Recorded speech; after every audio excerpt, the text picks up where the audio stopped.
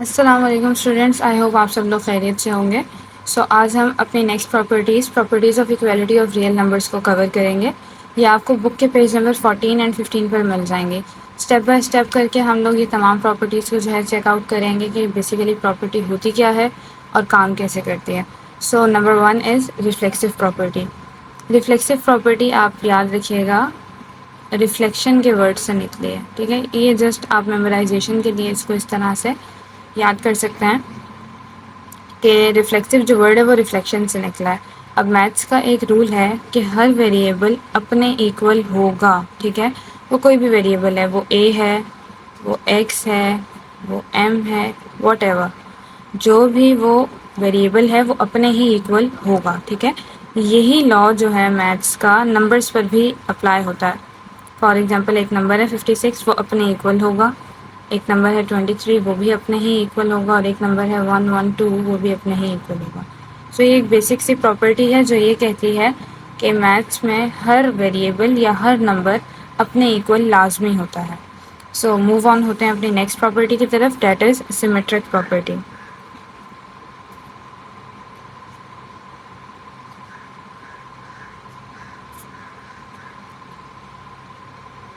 Okay, symmetric property ये कहती है कि दो वेरिएबल्स आपस में इक्वल रहेंगे नो मैटर अगर हम उनका ऑर्डर चेंज कर दें तब भी, ठीक है। अब ये कैसे होगा? फॉर एग्जांपल आपने काफ़ी जगहों पर देखा होगा टीचर्स लिखवाते हैं x=3, ये एक नॉर्मल केस है। लेकिन वहीं अगर आपका उससे पहले वाले स्टेप में कुछ इस तरह का लिखा हुआ आ जाए 3=x, तो आपको इस तरह से बाद में लिखवा दिया जाता है कि x हम स्टार्ट में लिखेंगे, ठीक है। तो ये सिमेट्रिक प्रॉपर्टी होती है कि अगर हम वेरिएबल का ऑर्डर रिवर्स करते हैं। ऑर्डर कैसे रिवर्स होगा? यहाँ क्या लिखा हुआ है? a=b। अब यहाँ पर b बाद में लिखा हुआ है, दूसरी साइड पर b हमने पहले लिख दिया, ठीक है। तो ऑर्डर रिवर्स हो गया, यानी जो बाद में लिखा हुआ था वो पहले लिख दिया और जो इस साइड पर पहले था वो हमने बाद में लिखा है, ठीक है। तो ये होती है ऑर्डर रिवर्स होना। सेम हमने यही काम वेरिएबल के साथ किया, वेरिएबल और एक नंबर के थ्रू। x हमने रखा =3। सेम सेकेंड साइड पर जाकर 3 जो है वो स्टार्टिंग में आ जाएगा और x जो है वो हमारा लास्ट में चला जाएगा। तो ये हमारी है सिमेट्रिक प्रॉपर्टी। नेक्स्ट प्रॉपर्टी है हमारे पास ट्रांजिटिव प्रॉपर्टी। ट्रांजिटिव प्रॉपर्टी ये कहती है कि अगर a b के इक्वल है और b c के भी इक्वल है तो a और c आपस में इक्वल होंगे। कैसे? आप यहाँ चेक करें, a किसके इक्वल है? b के, और b c के भी इक्वल है, यानी b a के भी इक्वल है और b c के भी इक्वल है। हम यहाँ से दोनों जगहों से b को रिमूव करते हैं तो हमारे पास कौन कौन से दो वेरिएबल्स बचेंगे? एक a बचेगा और एक c बचेगा। तो यानी a और c भी आपस में क्या होंगे? इक्वल होंगे। तो ये ट्रांजिटिव प्रॉपर्टी। इसको एक एग्जाम्पल के थ्रू देख लेते हैं।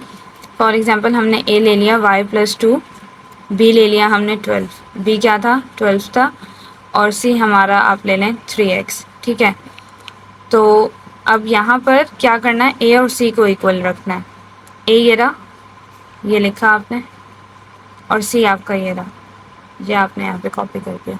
तो ये बेसिकली होती है ट्रांजिटिव प्रॉपर्टी कि दो वेरिएबल्स अगर आपस में इक्वल हैं, जैसे a b के भी इक्वल है और b c के भी इक्वल है, जो b है वो उन दोनों के इक्वल है, तो फर्स्ट वाला और लास्ट वाले आपस में जो है वो सेम होते हैं। Next we have is substitution property.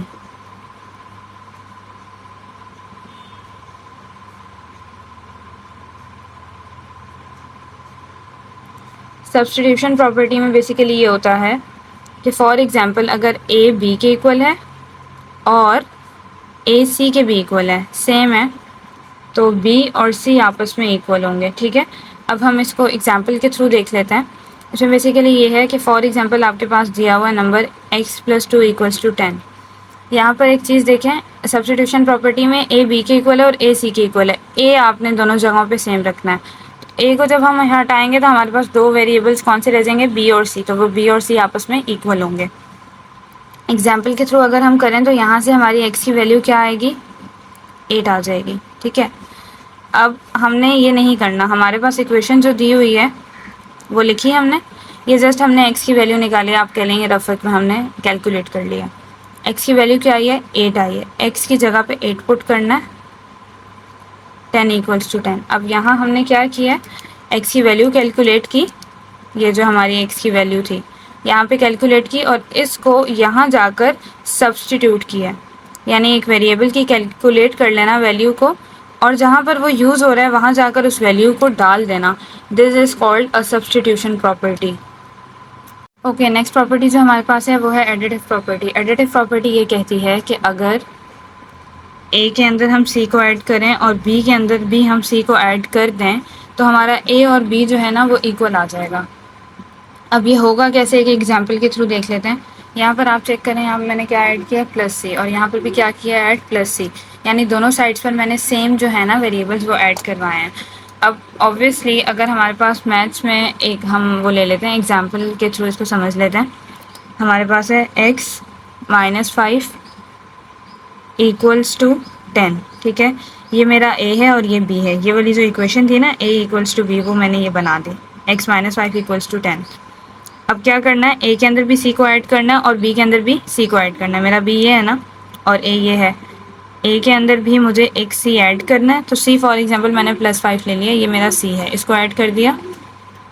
b की तरफ भी मैंने +5 ऐड कर दिया, c मेरा जो है वो 5 है। अब होगा क्या, ये और ये दोनों कैंसिल हो जाएंगे, यहाँ क्या बच जाएगा, x, और ये दोनों हमारे पास जो है वो इक्वल आ जाएंगे 15, ठीक है।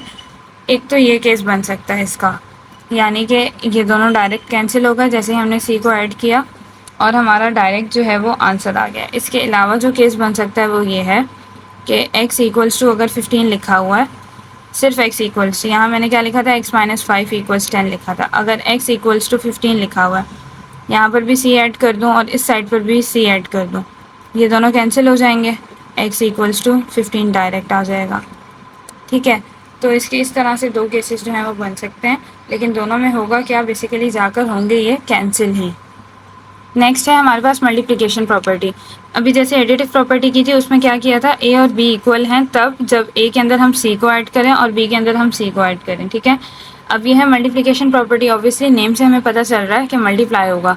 अगर हम a के साथ c को मल्टीप्लाई कर दें और b के साथ भी हम लोग b के साथ भी आपने c को मल्टीप्लाई करना है, ठीक है, तो हमारा आंसर क्या आएगा, इक्वल आएगा, यानी a और b आपस में इक्वल रहेंगे। अब ये होगा किस तरह से, फॉर एग्जांपल आपके पास इस तरह का एक नंबर लिखा हुआ है 2x इक्वल्स टू 10। आपने क्या करना है, यहाँ ये a है और ये b है, ठीक है। a के साथ भी आपने किसको मल्टीप्लाई करना है, b को, और b के साथ आपने किसको मल्टीप्लाई करना है, c को। दोनों साइड्स पे सेम नंबर जो है वो आपने मल्टीप्लाई करना है ताकि हमारे पास x का जो आंसर है ना, ये जो अननोन है यहाँ पे x, इसका जो आंसर है वो आ जाए। तो हम क्या करते हैं, यहाँ पर वेरिएबल के साथ क्या वैल्यू लिखी हुई है 2, इसका रेसिप्रोकल दोनों साइड्स पे आप मल्टीप्लाई करवाते हैं। रेसिप्रोकल को तो आई थिंक आप लोगों को आइडिया होगा, जिन स्टूडेंट्स को नहीं पता, अगर एक नंबर है 5, इसका रेसिप्रोकल किस तरह से लिया जाता है, यहाँ कुछ नहीं लिखा हुआ है तो यहाँ नंबर के नीचे, तो इसका मतलब है कि 1 लिखा हुआ है, तो 1/5 हो जाएगा। अगर एक नंबर है 2/3, इसका रेसिप्रोकल लेना है तो नीचे वाली वैल्यू ऊपर जाती है, ऊपर वाली नीचे आती है। लेकिन इस केस में जहाँ कुछ नहीं लिखा होता डिनोमिनेटर में, वहाँ पर 1 हम सपोज करते हैं कि 1 लिखा हुआ है, 1 को ऊपर भेज देते हैं, 5 को नीचे भेज देते हैं, यानी बेसिकली दोनों वैल्यूज़ ना रिवर्स हो जाती हैं, ऊपर वाली नीचे आ जाती है, नीचे वाली ऊपर चली जाती है। तो यहाँ पर वेरिएबल के साथ क्या लिखा हुआ था 2 का हमने रेसिप्रोकल लिया, रेसिप्रोकल 2 का क्या बनेगा 1/2, और 1/2 का हमने दोनों साइड्स पर मल्टीप्लाई करवा दिया। अब ये 2 और 2 कैंसिल हो जाएगा, ये 2 1 जा और 2 5 जा 10 हो जाएगा। यहाँ क्या बचेगा, x मल्टीप्लाई बाय 1 होगा तो x बचेगा, 5 मल्टीप्लाई बाय 1 होगा तो 5 बचेगा। ये आपकी थी मल्टीप्लिकेशन प्रॉपर्टी। एडिशन प्रॉपर्टी में +c करना है, मल्टीप्लिकेशन प्रॉपर्टी में मल्टीप्लाई बाय c करना है। अब हमारे पास है कैंसिलेशन प्रॉपर्टी फॉर एडिशन। अब तक हमने 6 प्रॉपर्टीज़ जो हैं वो कवर की हैं under the heading of properties of equality of real numbers. In properties के अंदर अगर आपको कोई कन्फ्यूजन है तो आप कमेंट सेक्शन में पूछ सकते हैं। अगर आपको ये वीडियो अच्छी लगी है तो इसको लाइक करें, चैनल को सब्सक्राइब करें और ज़्यादा से ज़्यादा शेयर करें। तो चलते हैं हम अपनी प्रॉपर्टी की तरफ, जो है कैंसिलेशन प्रॉपर्टी फॉर एडिशन। अभी जब हमने एडिशन की प्रॉपर्टी पढ़ी थी उसमें क्या था, a और b इक्वल हैं जब आप दोनों साइड्स पर सेम नंबर जो है, जैसे कि +c है, वो सेम नंबर जो है वो दोनों साइड्स पर अगर ऐड कर रहे हों तो हमारा a और b इक्वल आ जाएगा। सेम यही चीज़ है, लेकिन ये कैंसिलेशन की, यानी कि +c और +c जो है आपस में कैंसिल हो सकते हैं। अगर इसको हम एक एग्जाम्पल के थ्रू लें, 2 + y = 8 मैंने लिखा, a जो है वो मेरा 2 + y है और b मेरा 8 है, ठीक है। अब ऑब्वियसली यहाँ पर a + c है, ठीक है, a भी है c भी है, दो वेरिएबल्स हैं।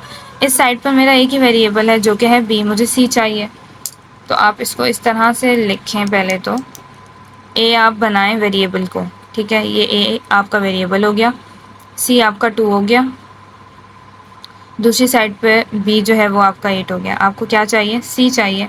सी हमारे पास है नहीं, यानी अब आप 8 को कुछ इस तरह से ब्रेक करें कि सी बने, लेकिन सी क्या होना चाहिए? 2, क्योंकि इस साइड पर जो हमारा लेफ्ट हैंड साइड है इस पर हमारा C2 मेंशन है। अगर हम इसको ऐसे लिख लें तो कोई इशू तो नहीं होगा, y+2, ठीक है। इसको ब्रेक करना है लेकिन कुछ इस तरह से कि सी हमारा 2 बने। अगर मैं 6+2 कर दूँ तो मेरा 8 बन जाएगा, ठीक है। तो मेरा यहाँ पर b जो है वो 6 हो जाएगा और c मेरा 2 हो जाएगा। ये वाला और ये 2 कैंसिल हो जाएंगे, y का आंसर हमारा आ जाएगा 6। सो ये होती है हमारे पास कैंसिलेशन प्रॉपर्टी फॉर एडिशन, जिसमें हम लोग एक नंबर को ब्रेक कर रहे होते हैं। Next and the last property that we have is cancellation property for multiplication. अब हमने इससे पहले कौन सी कवर की थी? Cancellation property for addition. उसमें हम c को ऐड कर रहे थे दोनों साइड्स पर। अब ये मल्टीप्लिकेशन की प्रॉपर्टी है, यानी हम c को दोनों साइड्स पर मल्टीप्लाई करेंगे। एग्जाम्पल के थ्रू समझ लेते हैं। हमने a और c ले लिया, एक साइड पर 3x और एक साइड पर हमारा ये नंबर आ गया 15। जो वेरिएबल है ना, जैसे कि x है और ये a है, वेरिएबल को आप वेरिएबल a का नाम दे दें। जिस तरह हमने प्रीवियस एग्जांपल में a को आई थिंक y रखा था, तो इस तरह a को यहाँ पर x रख लिया हमने और c जो है वो हमारा 3 है। अब ये b और c, हमें यहाँ पर दो वेरिएबल्स जो हैं वो नज़र आ रहे हैं कि b और c दो ज़रूरत हैं, लेकिन हमारे पास एक है। तो हम यहाँ पर जैसे लास्ट एग्जांपल में 8 को ब्रेक किया था 6+2 में, इस तरह यहाँ पर 15 को ब्रेक करेंगे। लेकिन ब्रेक करते हुए इस बात का ख्याल रखेंगे कि c इस साइड पर 3 है तो c इस साइड पर भी 3 होना चाहिए। तो ऐसे कौन से दो नंबर्स हैं जिनको हम आपस में मल्टीप्लाई करें तो हमारे पास 15 आए, लेकिन एक नंबर उसमें से 3 हो। तो ऑब्वियसली अगर हम 3 को 5 से मल्टीप्लाई करते हैं तो हमारे पास 15 आता है। अब आप इस केस में देखें, c यहाँ पर क्या है? 3 है। सेम यहाँ पर c हमारा क्या बन गया? 3, यानी b हमारा जो है वो 5 होगा, ठीक है। ये 3 और ये 3 आपस में कैंसिल हो जाएंगे, हमारा आंसर आ जाएगा x = 5। ये थी हमारे पास कैंसिलेशन प्रॉपर्टी फॉर एडिशन। अगर अभी तक आपने चैनल को सब्सक्राइब नहीं किया है तो काइंडली इसको सब्सक्राइब करें। मिलते हैं आपसे अगली वीडियो में, तब तक के लिए अल्लाह हाफ़िज़।